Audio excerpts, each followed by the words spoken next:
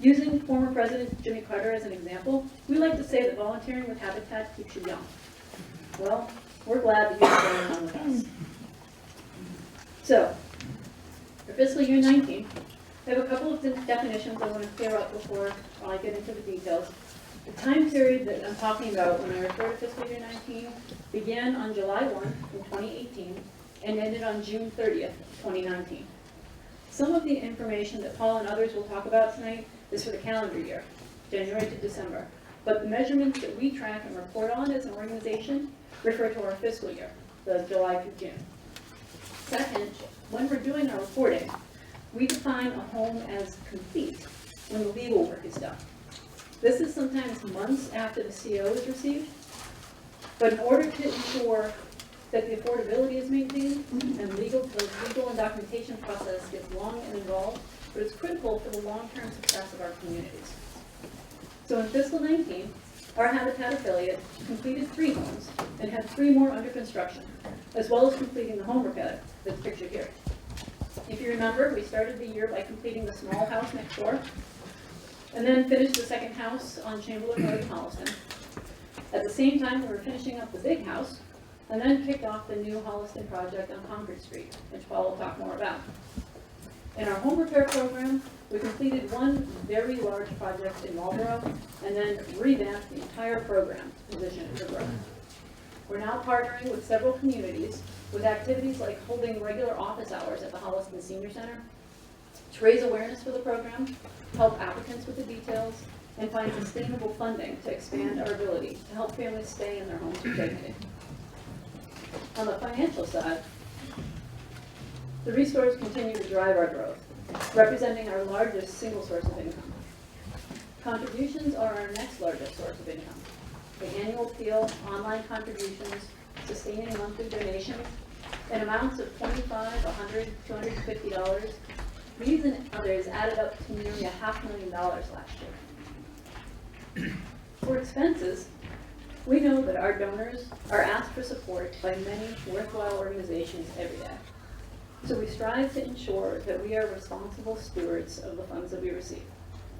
Translated in the office as Debbie doesn't spend money on anything. We put a full 75 cents from every dollar that we receive into our programs.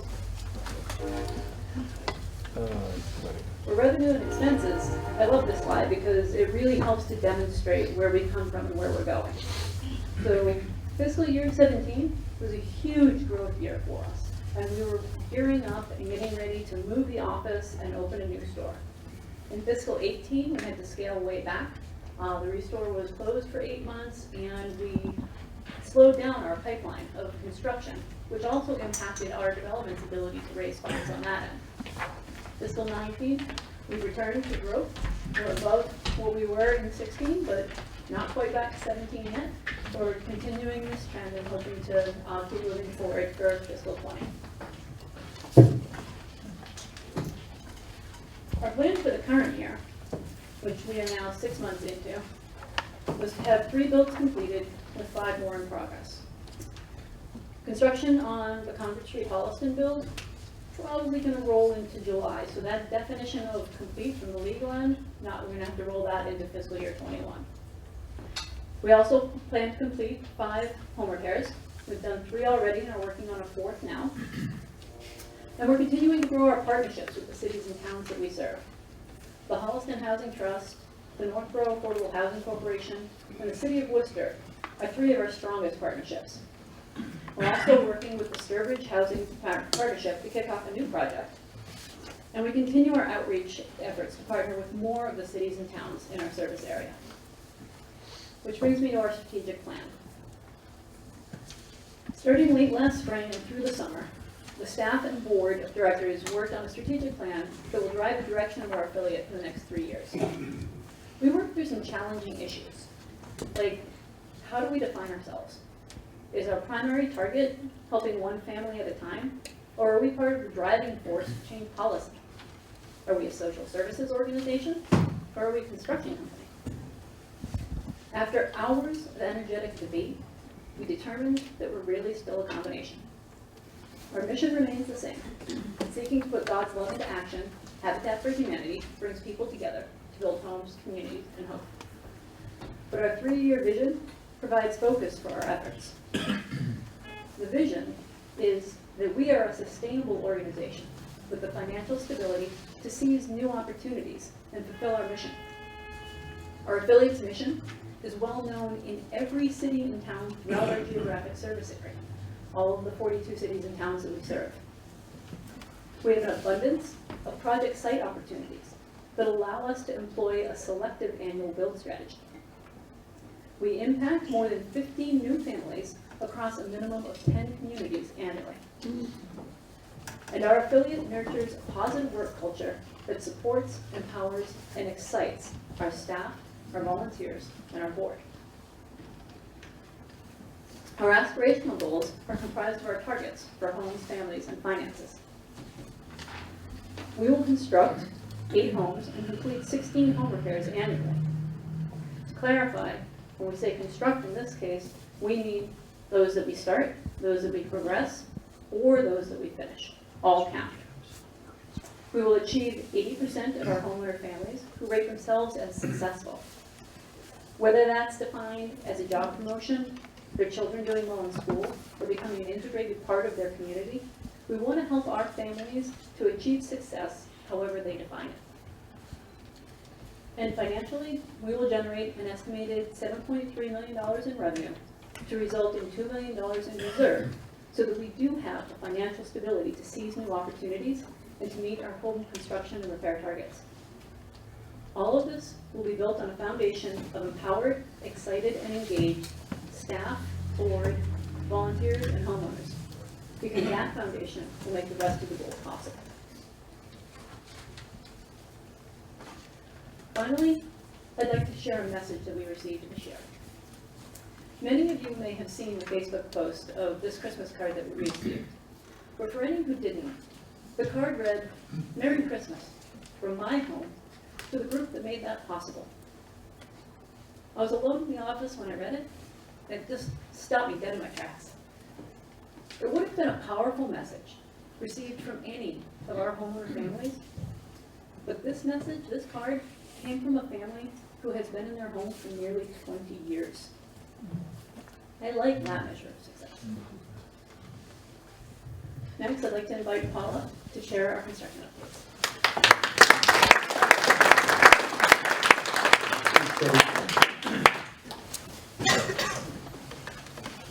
Good evening, everyone. Thank you so much for coming here. It's great to see so many faces. Thank you all for turning out.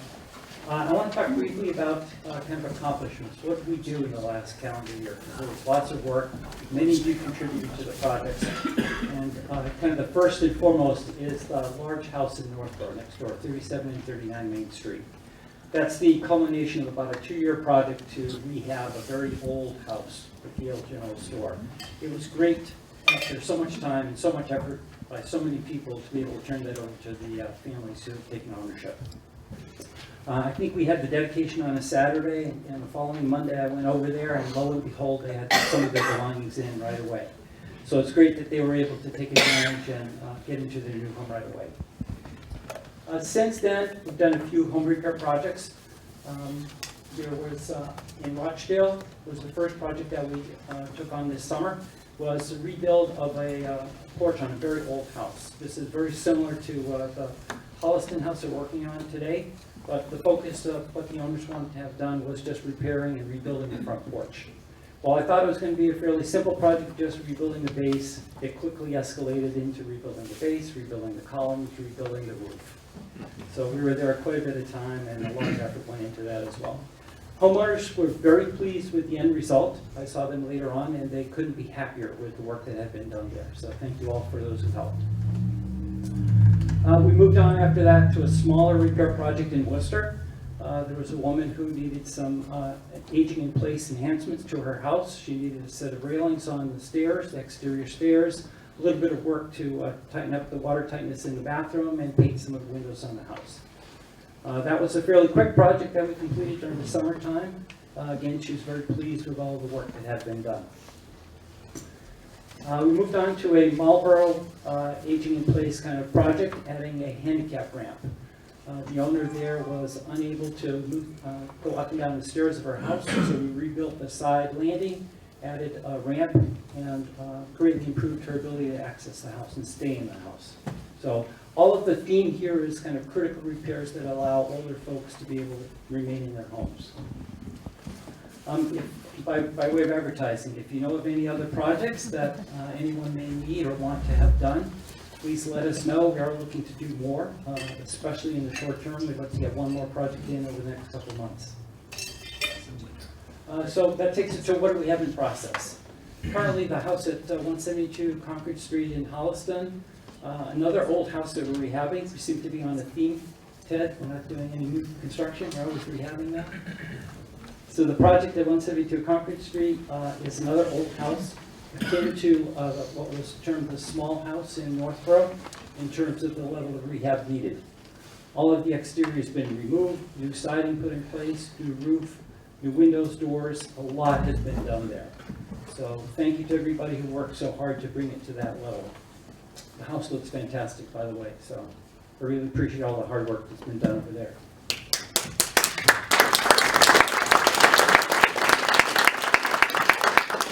While the exterior has moved to sort of being complete, the interior work is going to start progressing. We're working with the Keep Technical High School to do all of the electrical and plumbing rough-in.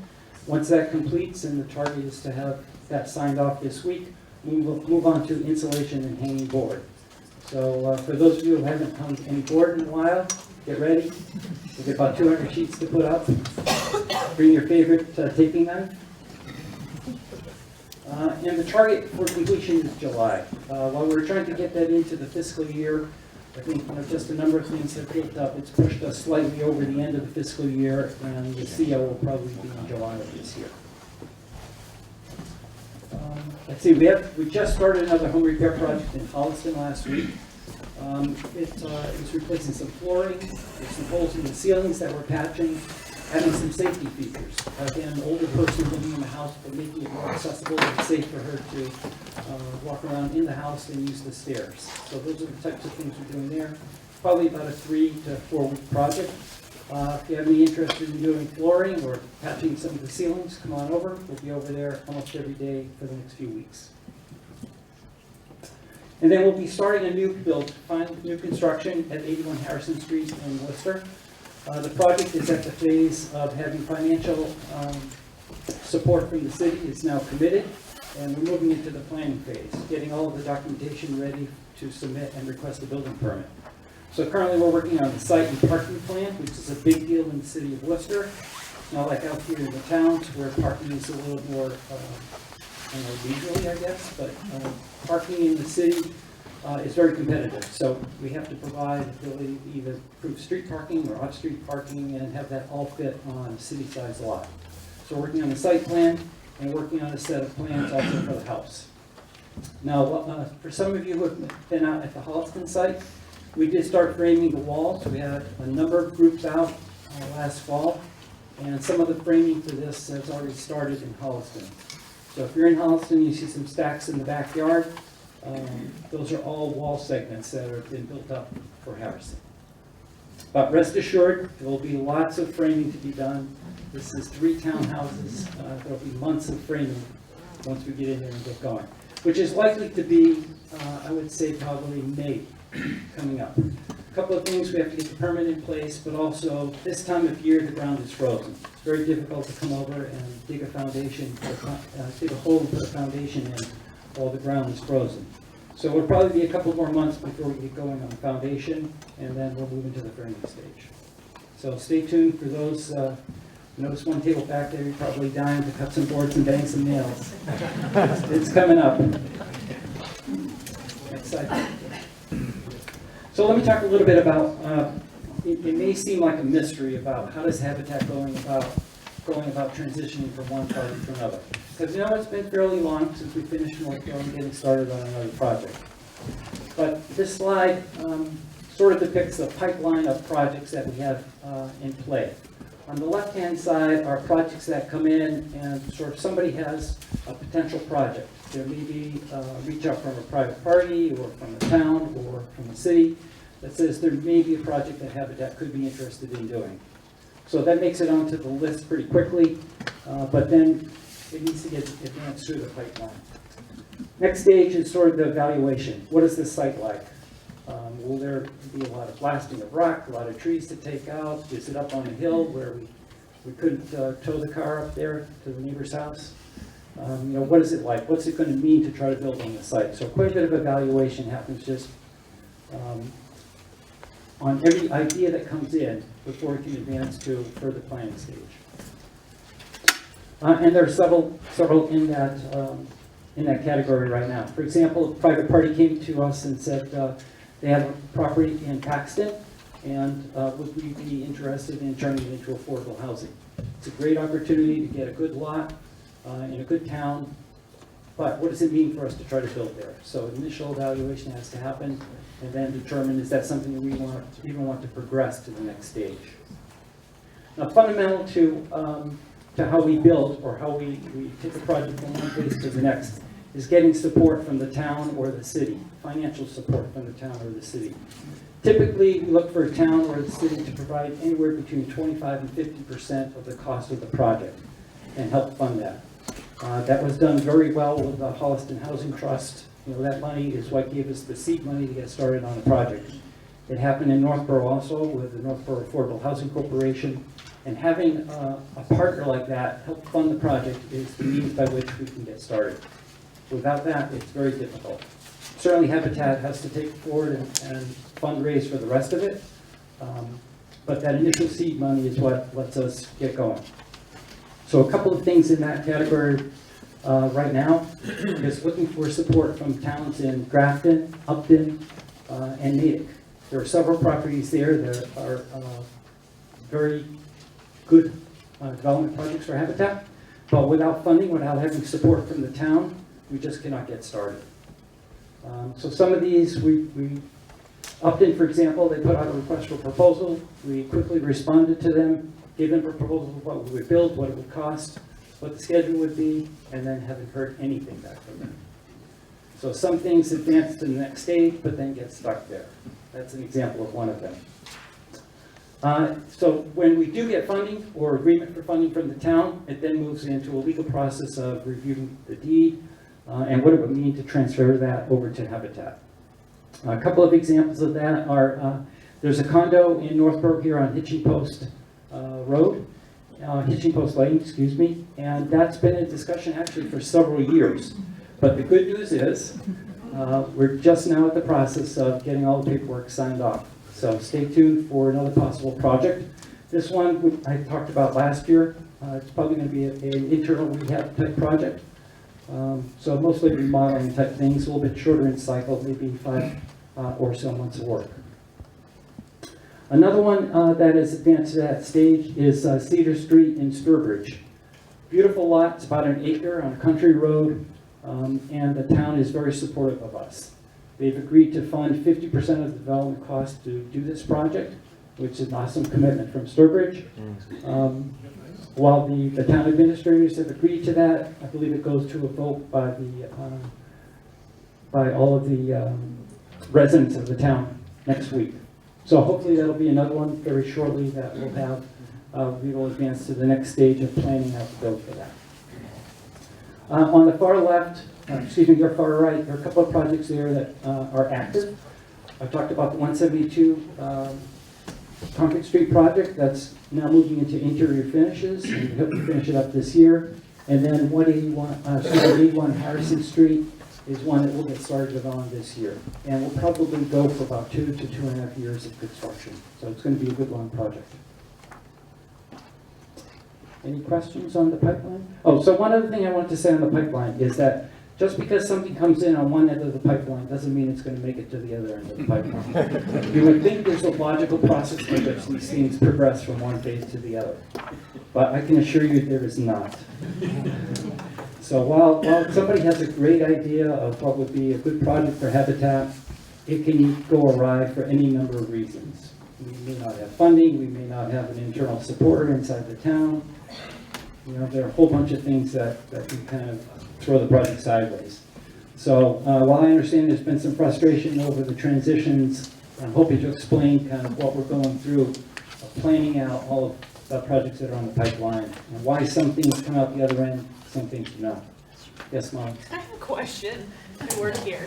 I'm just thinking about, so we're going to be in Holliston, yay, killing it. We're going to be at 81 Harrison, and then how do we, if we move forward with the hitching post and the Sturbridge, where do we see those fitting into the next 2 years, 3 years? How are we going to integrate those projects into our construction schedule? I don't know if there might not be an answer to that. Yes, so that's a great question. Okay. And I can't today tell you exactly what the timeline will be for those other projects. Certainly they're dependent on when the agreements get signed, and when it turns into construction ready. But at the time, we'll look to expand out, what we're doing. We've been able to leverage some tech schools in the past as a way to do more in parallel, not just taking it all on ourselves. So there are a few different ways to manage it. And as one thing is tapering off, usually something else ramps up. So there's the So we do those potential transitions. that we could be on Harrison Street and then in Northborough or in Sturbridge all Yes, at the same there is, definitely. But exactly how we manage it all, it's going to be depending on the timing. Okay. Just let me know how many coffee pots to order, because I think we only have two. We only have one coffee pot per side, so if we crank that up again, we'll need more coffee pots. Any other questions on kind of where we are with construction, what's coming up? If not, I'd like to invite Kevin up to talk about the resource.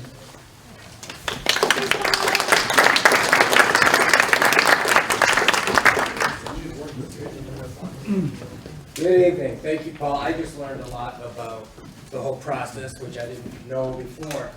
I'm very grateful to be here. Coming on board with Habitat for Humanity has been absolutely amazing. I can tell you the numbers here for fiscal 2019, which I was not part of, but I see we contributed more than $200,000 in net revenue. Can you hear me? Okay. To Habitat for Humanity Metro West for the mission to build homes. We are looking to up that. I am fired up. The team that we have together, the volunteers, our team members led by Gary and Linda. Linda is our new manager at Ashland. Gary is our manager in Worcester.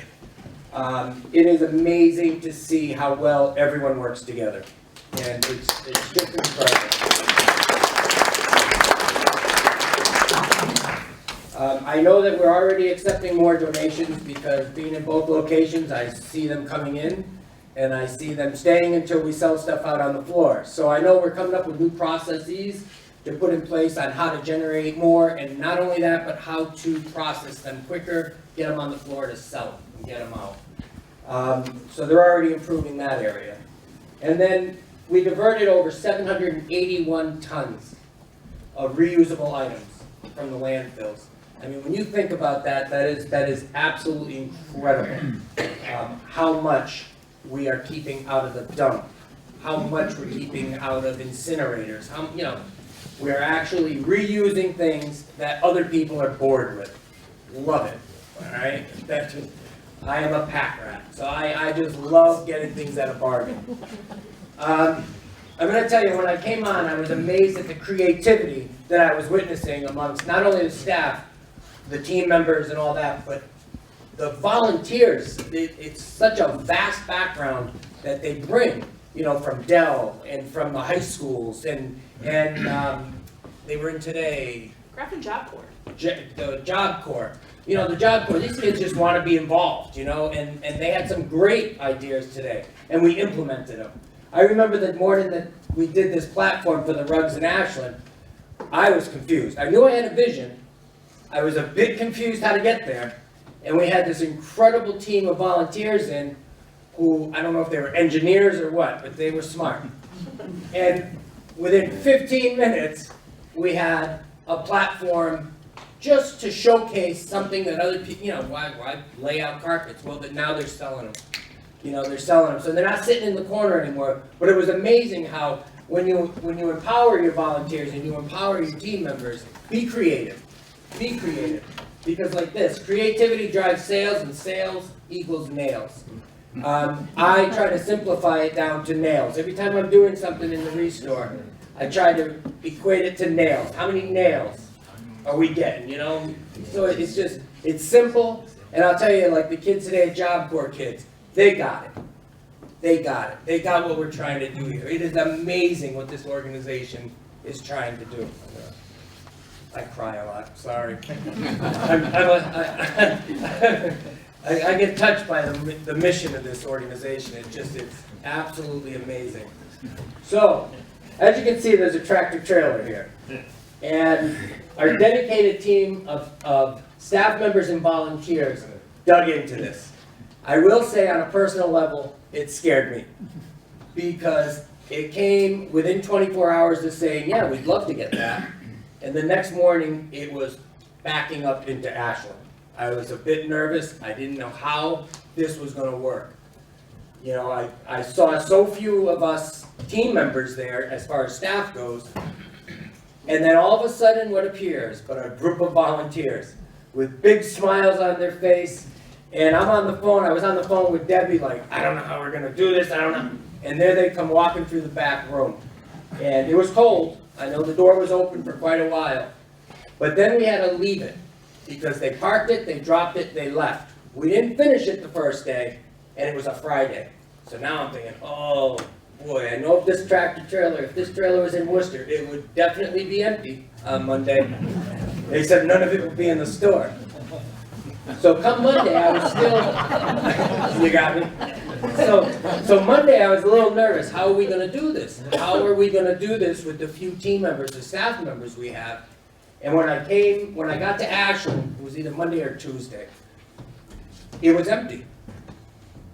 And I was blown away. A group of volunteers on Saturday completely emptied the second half of the truck. And that is, it was not an easy truck. Into the store? Into the store. Yes, into the store. Right. This trailer, you know, it was my first experience to see how well Habitat has developed a volunteer base and then how well they work together and how excited they are and how well they work with the team members. You know, it was incredible. Because I was all worried about what am I going to do Monday or Tuesday. And it was already done, mostly priced. Cynthia and her team pretty much had everything out on the floor. And I don't know, it's a great organization. And we're working on right now, we're doing a lot of just, I'll make up a word, I use it a lot, shoppable. Just making the stores a little more friendly to the shopper, a little more inviting, a little easier to shop, draw them in and get them to walk. So we're all coming up with creative ideas on how to do that. We're working on, you know, the spring event. You know, I'm excited about that because I'm here now for the preparation of it. So it's just amazing that with the whole team, I'm confident that we are going to be able to contribute more nails to Habitat's mission. And the volunteers coming in make that possible in the team. So thank you all very much for allowing me to be part of this organization. And now, I would like to call up, Dad. Deborah.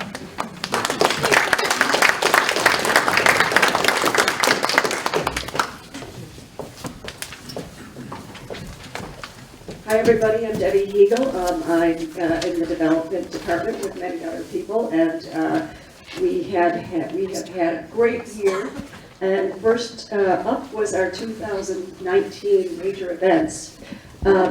Jessie talked briefly about Women Build in her speech, and I'd just like to reinforce the idea that Women Build is to raise awareness for single women who are in need of affordable housing.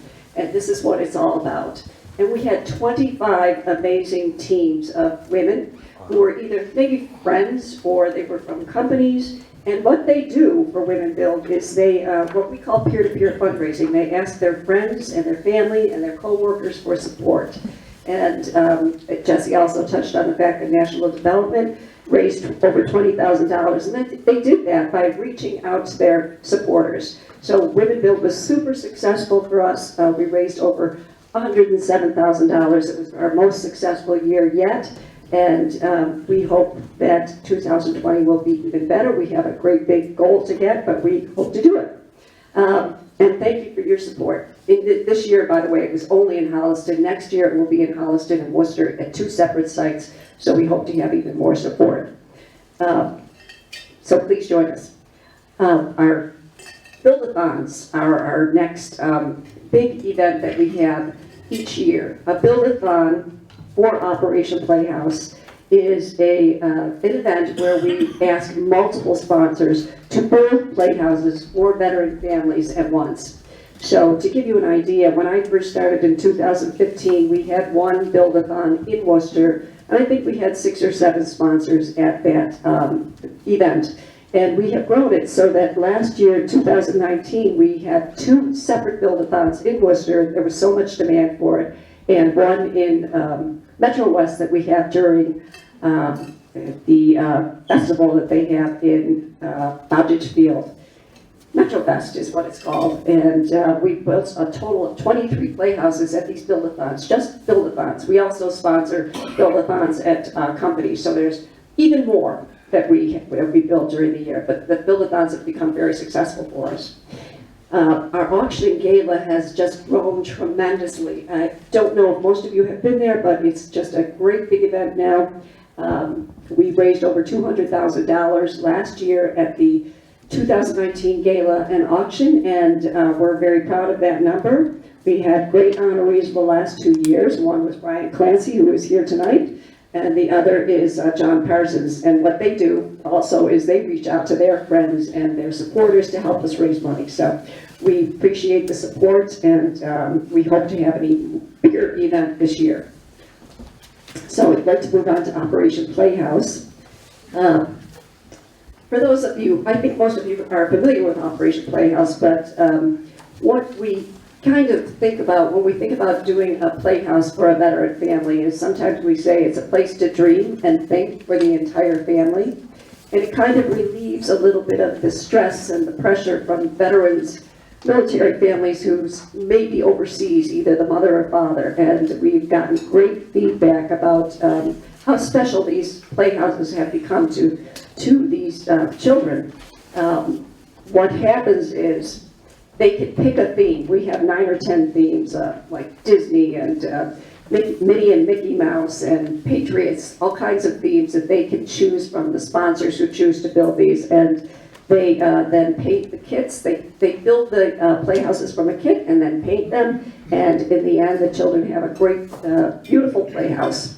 Just last year, we built 96 playhouses for veteran families, which is a new record for us. And again, when I know, right? When I started in 2015, we were just building a few. We had one Build-a-thon. I think we built 7 playhouses at that event, but we're just really pleased at how it's grown, specifically to help veterans, local veterans. So that's a great thing for us. You can read some of the quotes here. One is from a family quote, "Such a nice gesture of you all to take time out of your schedule on a hot day to bring joy and smiles to my family. We really, truly can't thank you enough. My daughter loves the house so much that they even slept in it like a mini camp retreat. The neighborhood also enjoyed it." What we find is that the kids, when they come to get the playhouse, it's just an emotional time, the presentation of the playhouse. It's an all-day event. But when we get to the end of the day and they discover it, sometimes you just can't keep your eyes dry. You're still thinking, wow, this is like the most beautiful presentation to these kids for veteran families. So we're proud of that, and we hope to do even better this year. And the next one is calendar year 2019 Operation Playhouse Contest. Last year, we decided to implement a Playhouse contest because we had so much interest from different sponsors. And this year, we did it again from the 96 playhouses that were built. And we have these 5 winners here whose playhouses you can see. It's very hard to tell from the pictures what they've done, but what is really special about this is they take this theme and then they build on it. And the sponsors who are building these playhouses are going out and spending their own money on extras like chairs and flags and special paints and all kinds of detailing to make this a special playhouse for a child. So we're really proud of that. We're really proud of our partners and our sponsors who take part in this. And you can see up there the winners of this contest, and Florida Cross Insurance Agency, Metro West Medical Center, Hop Jump, which is an online travel company, Homefield Credit Union, and Security Engineered Machinery were our winners. Again, very hard to tell from these pictures, but they did really, really fantastic work. And Aaron and Gina did a lot of work putting this contest together, so thank you, Aaron and Gina, for doing all that.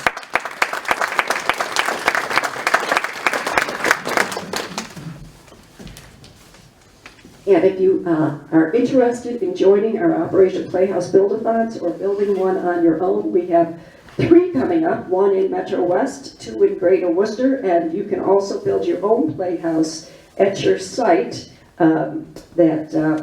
you know, as long as you have a space to build it, you can do it. And again, it's a great experience. If you've never experienced it, we encourage you to try it. So thank you for your support. And the last slide is the Gala and Auction 2020. We hope it's going to be even bigger. Stay tuned. We think it will be in November of 2020. We will have a lot of stuff going on, including a dinner and hors d'oeuvres on an auction, raffle, entertainment, and live auction. And what's most special is we get to hear remarks from our Habitat families. And this time around, we think what we're going to do is have a video of various families that have participated in our programs. So we are thinking that's going to be great this year. So please join us if you haven't experienced it. It's a really fun time, and we appreciate your support with that. And finally, I really would like to thank the development team. They go above and beyond every day. I mean, we work hard, but I really want to say thank you to Joseph and Sarah, Gina, Aaron, and Jerry, who is here, who is our Operation Playhouse leader out in the field. So thank you all for your support and your help. You've done a tremendous job.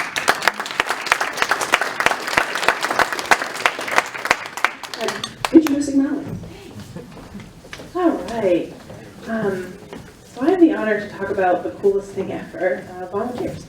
I am honored to be going into my 9th year working for Habitat for Humanity, which blows my mind. And every day I just think about the cool people that I meet. And we touched a little bit about all the varying backgrounds and the folks that come into our space, from doctors and architects, and just the wealth of opportunity and knowledge that floats through our volunteer pool is just mind-numbing to me. And I love hearing about our volunteers and what brings them to Habitat. And what I'm most excited for is, it's a blessing. We've seen an uptick in youth volunteers, and it is making me excited. Between our Ashland restores and our Worcester restores, again, we've just been like, come on down 18 and under, like we're just killing it. And what I'm seeing is an opportunity for mentorship. And sometimes we think about our volunteer programs. Yes, we do think about what they're contributing to us, because sometimes we can be weird like that. Oh my God, I got all this done. Thank you. Like, this is amazing. But I also think on the flip side, too, of what, it's like a communal learning thing. So again, an example of just, I'm seeing a lot of mentorship, especially in our Worcester Restore. We're getting a lot of youth volunteers. We literally are swimming. Shrewsbury High School, which is like a rock's throw away, they're coming in droves, which is fantastic. So here we are, our youth of the nation, coming into a retail space. This is probably the first time they've ever been asked to do anything that wasn't maybe by a teacher or a parental unit. They're just living their best lives, a little taste of independence. They can be creative, as Kevin mentioned. And then we see some of our regular volunteers, who are mostly comprised by Shut Restore, of our beautiful retired friends that are coming and hanging out with us.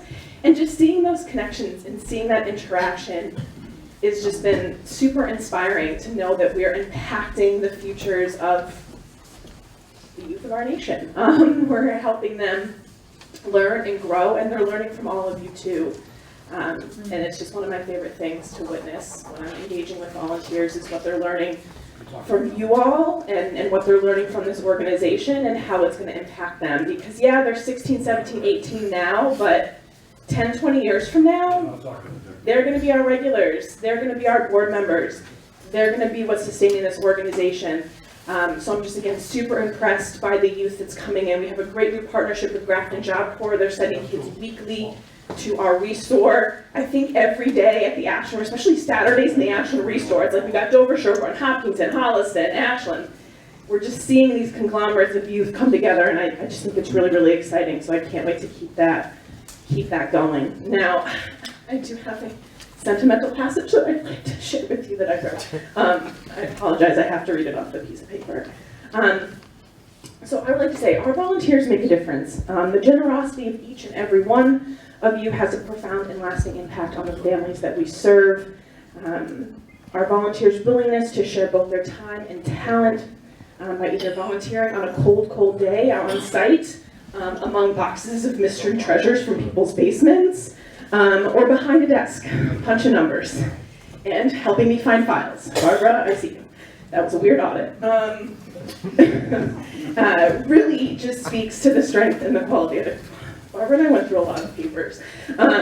It's a lot of time. Speaks to the quality of their character, and I'm just, again, so honored. When you volunteer, you're making a commitment to share the most precious of your resources, and that's your time. That is your time to make life better for those who are in need. The fruits of your labor make a tangible impact, a literal tangible impact. These houses are going to be here forever. The house has already been there for 200 years. I'm wrecking the way we rebuilt it. It'll probably be another 200 that those homes next door will be here by, and that's just fantastic. Again, to share your time, your talents, and to show kindness, not just to each other, but to new faces and to people who may be shopping at Restore for the first time, or just neighbors who are like, what is this, why are you? To show that kindness and caring is making the greatest difference. So again, whether you're a longtime volunteer or you got involved fairly recently, and regardless of how many hours you choose to give, it's important to know that you make a difference. You make a difference in my life and inspire me to come in and show up, because this is what I love. Literally, I'm struggling. Words cannot adequately express the gratitude that I feel, and I know I'm probably speaking on behalf of our staff and board as well, that we wish to convey and just say thank you. Please know that you're recognized, appreciated, and cherished, even if sometimes we struggle, appreciated, and valued, and cherished. So thank you. Thank you to our volunteers that make this possible. This is who we are, and this is, again, what I love. So thank you, thank you, thank you, thank you. So just one statistical fun fact. In FY19, we engaged over 5,500 volunteers, which is just really cool. And in total, that's over 24,000 hours of donated time. So a lot of volunteer labor, I know, a lot of volunteer hours. And it's now my honor to highlight, out of those 5,500 volunteers, 2 very special volunteers and a wonderful volunteer collective. So without further ado, I would like to invite up Ted to award our Construction Volunteer of the Year. So Ted, take it away.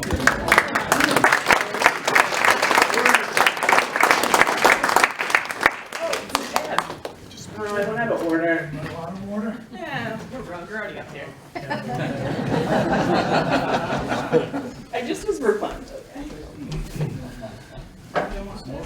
Everybody can hear me, right? I give a safety spiel and orientation on my job site, so I'm used to yelling at people over the tools and stuff that are already going. So, my name is Ted Oxholm. I'm the site supervisor for the Metro West FAR affiliate. In the past year or so, I've been running the Holliston job. When Molly emailed us, Paul and I, up a little while ago about a volunteer for the Construction Volunteer of the Year, there was only one name that came to Paul and I's mind almost simultaneously, and that was my friend David Weber. David and his wife Louise are just a blessing to have on my site. He's been volunteering with us since about 2016. I can't go by that stuff, so you guys can read that, and I'm just going to kind of shoot from the hip and share his David a little bit. But you know, we got a lot of volunteers, and a lot of the folks that come out are semi-retired and retired folks. And David, I remember when you first came out, you emailed Molly and said, "Gee, I'd like to volunteer," and and you sent a list to Molly of all the tools that you are capable of using and all the stuff that you've done, everything. And you know, you're not the only one that's done that. That's actually pretty common. But I remember when you showed up on the site, it was just like, I love it when people just show up and they're just all gung-ho, and that enthusiasm just stays. I mean, David, and actually this whole table and some other here, where I was sitting, they've been around since I've been here, which is great, a couple for a while longer. But it's, you know, David, you show up with just unbridled enthusiasm every time you come out. And I'll have to say, you know, in choosing you for Volunteer of the Year, we had an impartial judge on our panel. And you know, for those who know me and for some who don't, I have a 13-year-old dog that comes with me to work every day. And you know, David and the Lees bought the dog a box of Milk-Bone dog biscuits, and every time they even enter the site, the dog belongs to them. So, you know, it's just, you know, it's just a thrill to have you guys on site. You're just so capable.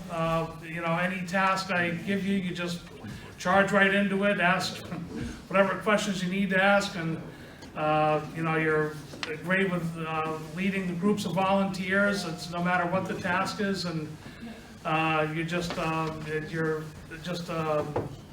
great enthusiastic member of our team to have on board. We very much appreciate you. David's been on a number of sites. The Northborough crew sitting at the back table knows him pretty well, because when we were all done with our first development in Holliston, I sent a bunch of guys over there as an option, and they just all contributed to getting that house, the big house, mainly wrapped up really quickly.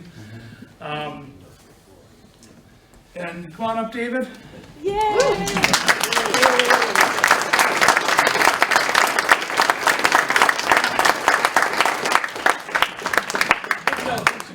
It's ugly, that's quite. Yeah. I thought there was going to be like a plaque like that he could put on his refrigerator or something, but this is even better. This is a paperweight. 2019 Volunteer of the Year. You said to hold down building plans. Yeah. And you know, you probably weren't aware that there's a cash prize that comes along with this. Yeah, everybody's looking at me like, what? You know? Usually the cash flows the other way. No, there's a cash prize that comes along with this. And you know, the old house in Holliston that we've been torn apart, you know, like a lot of old houses, people dream of finding some treasure under there, Yeah. you know, under the floor. So we found all these gold coins. Really? Yeah. That was in the floor? Yeah, in the floor. So now they're yours. They give you that afternoon pick me up or something, you know? If you need me, I'll be at Foxwoods. Thank you very much, David.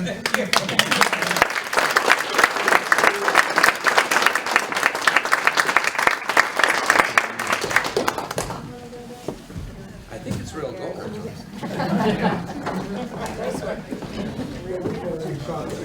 I know they are. Thank you, Ted. Congratulations, David.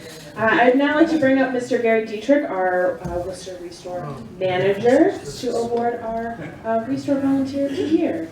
Thanks.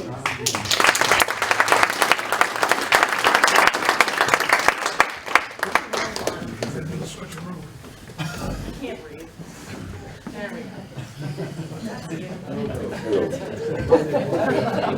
It says construction. Yeah, it's a restore. Hi there. Pretty good, considering I didn't know I was going to be doing this up until about 4 hours ago. But anyways, yes. Quiet. Anyways, yes, we're going to have to volunteer for Restore of the Year. I myself have been with Habitat now for over 8 years, going on 9 or so. And on a personal note, I have a saying, I don't go anywhere to have a bad time.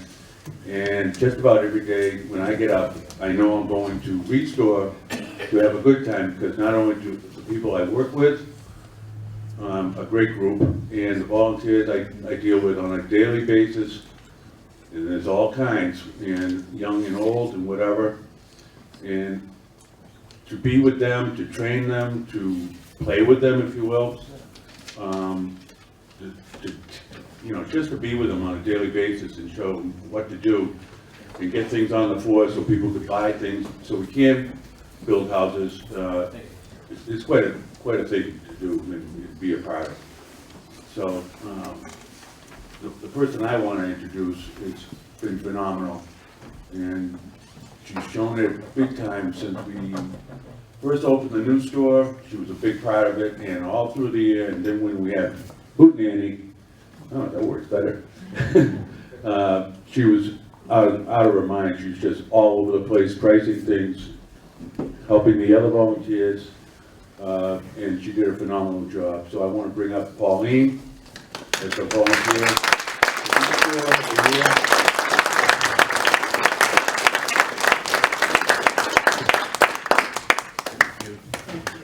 Thank you very much. It really is my pleasure to work at the Restore. I retired a couple of years ago and needed something to do. And this is one of my favorite stores, so I said, well, I'll go down there and see if they let me play.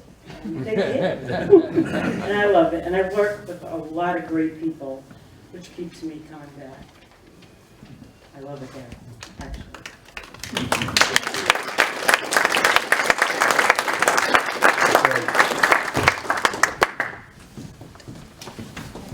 Thank you. Thank you all. Before I bring up our Community Volunteer of the Year, I do want to make a quick plug because I know things start progressing very quickly once the awards are over. Dessert is out, coffee's out. We have a little photo booth set up to the side. We would love to have as many photos as possible. As many of you who are not camera shy, who are willing to get your picture taken, we brought some props. So you can hold some tools, you can put on a hard hat if that's what you'd like. We also have some sayings from Habitat International about the mission that we serve. And if we can have some folks go before you head out tonight and take some pictures, we'd really appreciate it. So our Community Partner of the Year award is presented to one organization who's made a dramatic impact on our work. Not only has the Holliston Housing Trust partnered with Habitat on our third building in town this year, supporting the project both with land and with funding, but their members have embraced the entire Habitat model. They attend our hard hats and high heels gala. They brought teams to our Women Build, and they stay engaged from groundbreaking all the way through dedication. The Holliston Housing Trust has served as a model for other communities who are working to form housing trusts of their own, and they provide guidance and resources to help them streamline that process. And of course, their president, Brian Clancy, serves on our board and several of our committees and brings energy and support to our work all the time. In addition to their work with Habitat, the Housing Trust, with the support of community preservation funds, has subsidized the purchase of 6 single-family homes in Holliston neighborhoods and is planning 2 more in 2020. The Trust is also considering partnering with other affordable housing initiatives in Holliston that will encourage the creation of additional housing units, such as accessory apartments for unrelated parties in existing homes, tiny homes on the same lot, and allowing more duplex development with single-family character design restrictions. The Holliston Housing Trust truly embraces the vision of a world where everyone has a decent place to live, and it's my great honor to present our Community Partner of the Year award to the Holliston Housing Trust.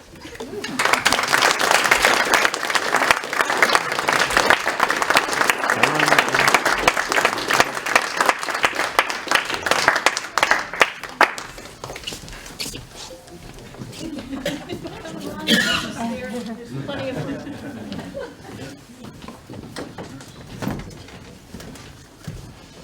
Thank you very much. I just want to say thank you.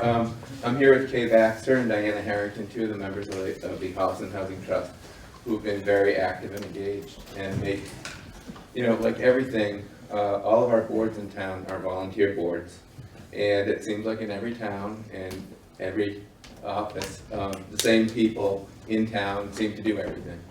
And we all work very, very hard to do our best work at helping families do well and get affordable housing.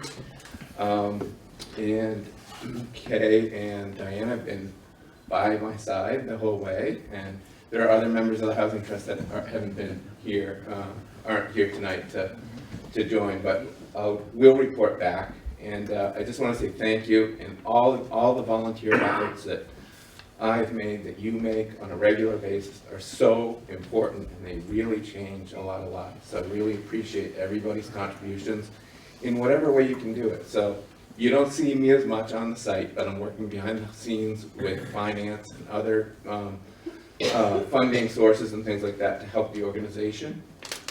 I try to get out there at least once a year. I was there for Women Build last year, as were Diana and Kay. And I just want to say thank you, and thank you to the staff, and thank you to the volunteers, and you're all a wonderful organization. Thank you.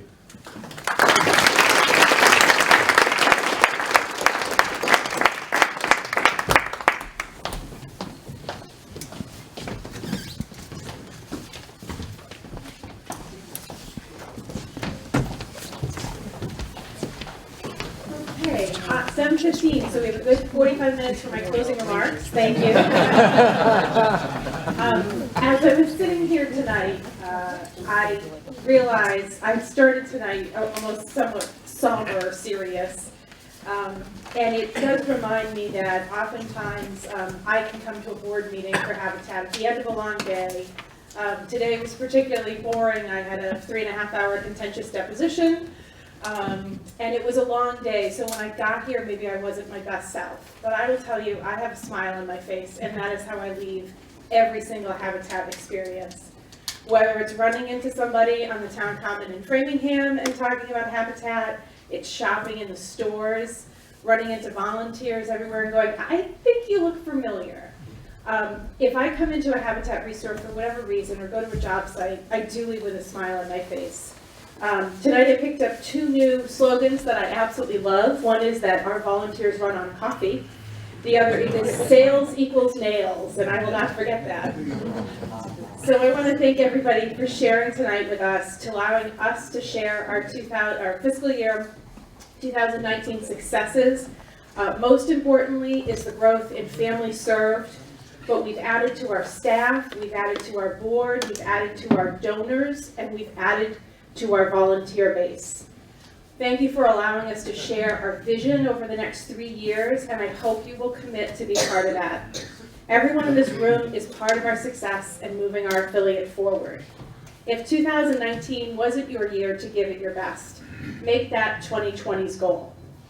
So after you visit our selfie station and grab a dessert, please leave inspired by what we heard tonight about the Holliston Housing Trust, Kay, Diana, and Brian in your work there, Pauline and David at the Restore on site. Let this be your inspiration to go forward, and I will be seeing you on site in the Restore and at a Women Build event next year. So thank you for attending. Have a great night.